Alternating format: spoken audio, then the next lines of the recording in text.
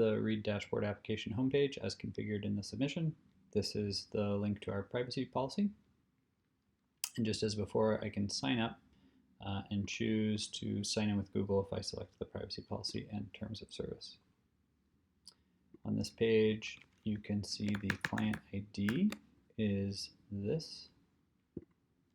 And when you land, you'll see here is the updated branding guidelines based on the previous feedback. We exactly mimicked the Google font, the spacing, the icon size, and the color, as well as providing an exact description of what you're doing with that button. So in this case, you're connecting your calendar. So I have not connected my calendar yet. I'm going to go through the flow and show you what that looks like again. So this is just as before. The client ID is highlighted here. I can complete connecting my calendar to see the scopes. This shows you the same scopes on our submission, which is that we're requesting to have full access to your calendar. The reason we need that, I'll go into that in just a second. Right now I'm going to keep the default preferences that we offer, which is to have the Read Dashboard join any meetings on your calendar for which you are the host. The reason we need the scopes that we request is because we need to pull in the meeting title, the meeting date and time to sort these by order, the number of participants, and then we need to know whether or not you are the host so that we can show whether or not, based on your preferences, the Read Dashboard is planning on attending that meeting. Lastly, we also need access to the video conferencing information because today we only support Zoom meetings. So this will pull only the Zoom meetings and display them with their appropriate icon, as well as we need access to the video conferencing details because we need the Zoom meeting ID and meeting password so that we can use the Zoom APIs to have Read Dashboard attend that meeting.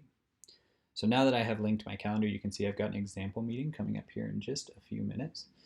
So what I can do is go into Zoom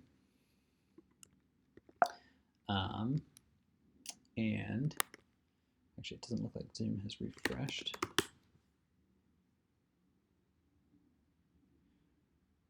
Great, so I can go into Zoom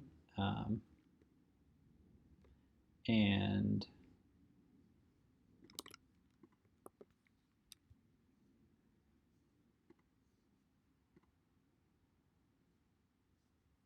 here we go, I can start the meeting this way.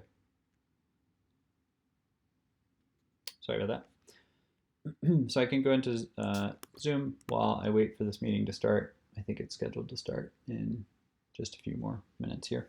But what you're going to see is that because I have linked my calendar with the Read Dashboard application, just as before, you're going to have a Read Dashboard participant that's going to join. And from there, I can see all of the metrics using the Read Dashboard Zoom app along the sidebar or using the link that's posted in the chat by the Read Dashboard participant. There we go. So there we go. So this Read Dashboard participant joined the call because it had the conference information that was shared in my calendar. And then within the Zoom application, we are able to display real-time metrics, which are based off of things that this Read Dashboard participant is able to see and hear about the call. So again, as I showed before, you can see that already the Read Dashboard participant is noticing that I'm speaking for 100% of the time here, which is true because I'm the only participant, as well as measures of sentiment engagement. Okay.